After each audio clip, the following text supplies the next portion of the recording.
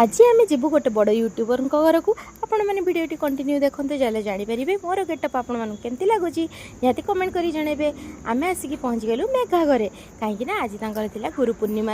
बाबा पाखे पूजा आउ से नगर कीर्तन होता तो आमर पहुँचापी टे लेट होता से डायरेक्ट मु बाबा को जाकि दर्शन करी दर्शन पर प्रसाद सेवन करी आउ मेघा सहित किसी फोटो उठे आम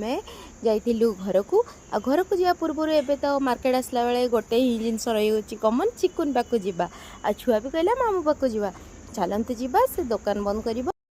चिकुन दुकान बंद है जानी तुम से टेका हुए बोली एबे चिकुन दुकान बंद है आम जा घर को बाजिला केते 10टा हो गलानी हाँ चाबी आण